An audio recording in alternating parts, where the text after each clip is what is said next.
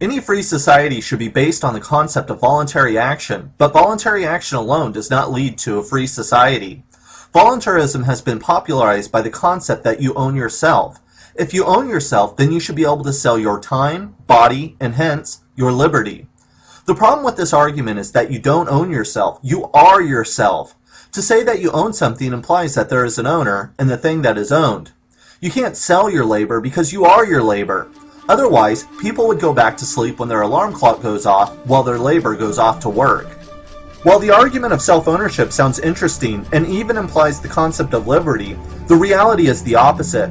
The very idea of self-ownership turns people into commodities. It strips the humanity out of humans. People can now be bought and sold in the marketplace. On a larger scale, the commodification of human beings has stripped the humanity out of society, leaving a landscape devoid of human qualities and a people completely alienated from each other, a society in which we exist in invisible cages.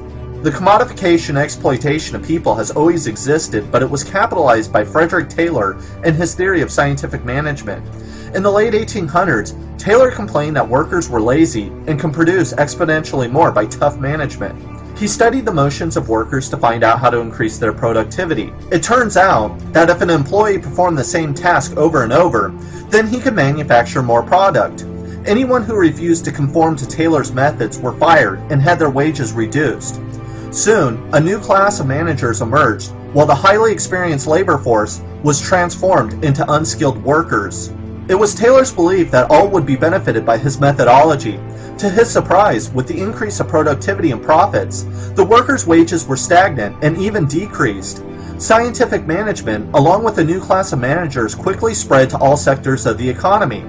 All of society, the schools, the workplace, the government, could be turned into large assembly lines. The fast food industry today epitomizes Taylor's legacy. Behind the counter, kitchens are geared so the worker doesn't have to move or even think. Each person performs the same repetitive task endlessly like robots. The factory of yesterday has been transformed into the high-rise and the cubicle. The factory foreman has been replaced by the suit and tie. Almost every job, including office work, has been reduced to monotonous tasks: typing, printing, going to meetings, and generating reports that nobody reads.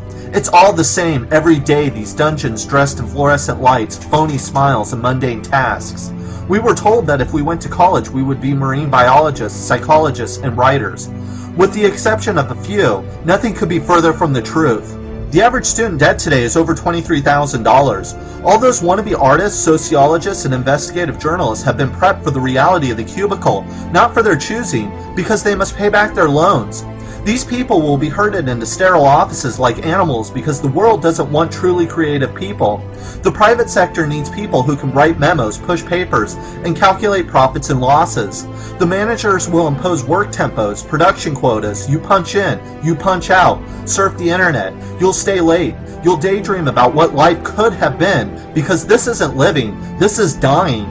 While the government is usually blamed for limiting individual freedom, nothing attacks human liberty and sovereignty more than the workplace. A person can buy you and extract your labor.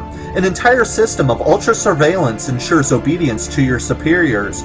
Regulations are all prevailing. You are told when to show up to work, when you can leave, and what you must do in the meantime. They watch over you, inspect you, spy on you. They punish, forbid, correct, assess, number, and abuse. You are told what to wear, you are trained how to talk, and you are forced to compete with other workers. When you talk back or make a mistake, you can be disciplined or scolded as if you were an infant. To paraphrase Bob Black, discipline is what the factory and the office and the store share with the prison and the school and the mental hospital. It is something historically original and horrible. It was beyond the capacities of demonic dictators such as Nero, Genghis Khan, and Ivan the Terrible. For all their bad intentions, they just didn't have the machinery to control their subjects as thoroughly as modern despots do. This is the complete annihilation of human dignity, transforming people into prisoners. Even the most totalitarian states never had this much dominion over their subjects. We used to get injured on the playground. Now we get occupational overuse syndrome, musculoskeletal disorder, repetitive strain, tendinitis, cervical radiculotomy, ulnar entrapment. We have problems with our eyes and our spine that even the best doctors can't figure out. The sedentary lifestyle is the new trend, along with its legion of diseases like diabetes, high blood pressure, and obesity. Performing the same task day after day, week after week, year after year is an assault on the human psyche. Nothing can be more detrimental to human growth, creativity, personal progress than the tedium of the workplace. When a person carries out the same monotonous job, they are naturally drained of energy at the end of each day. It is no wonder then that the average person spends over 4 hours a day watching television. Consider that. We spend 8 hours at work, 8 hours sleeping, and after preparing for work, commuting to work, and eating at home, we only have 5 hours to ourselves, and 4 of those are spent in front of the television. We actually live in a society that nurtures and maximizes stupidity and stunts human potentiality.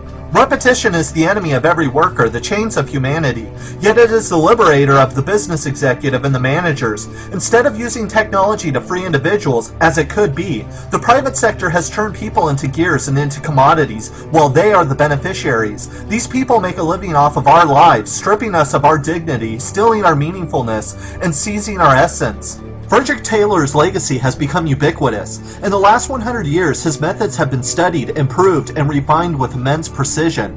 Scientific management is today's God.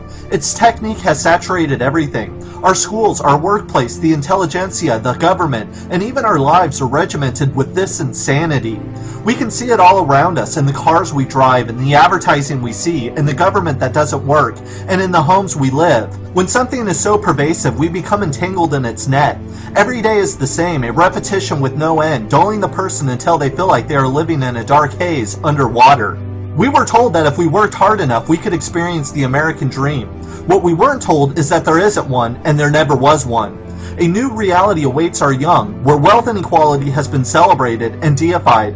Yet inequality has created the separation of power, and power, more than anything else, limits liberty. The workplace needs to be transformed, not by de-skilling labor as Taylor did. Instead, we need to liberate workers. Every employee should have the opportunity to participate in a variety of jobs from manual to intelligent labor. Workers should have equity in the workplace so they can call it their own. They should not be perceived as mere automata or commodities on a factory line, but as living beings. We should be building technology to liberate, not to enslave. All tedious and unwanted jobs should be reduced or automated. Most of all, we should be producing not for the market, but for people. It is important not to completely dismiss Taylor and his methods. Productivity is important. After all, both the US and the Soviets under Lenin used Taylor's methods to pull themselves out of the Dark Ages. However, there comes a time in every society to transform such barbaric and childish techniques with moderation and compassion. That time is now. We cannot talk about liberty if we can't even mention the place that we spend a third of our life. But it's voluntary, you say. That is always the answer, repeated and repeated. It's voluntary. We live in freedom. No, we don't live in freedom. We live in invisible cages. We live in slavery. While it is true that every free society should be voluntary, voluntarism is not enough. Labor should be humanity's highest aspiration, the basis of one's dignity. Until the day comes when the thinker works and the worker thinks, free, intelligent labor can emerge, and humanity can once again be instituted.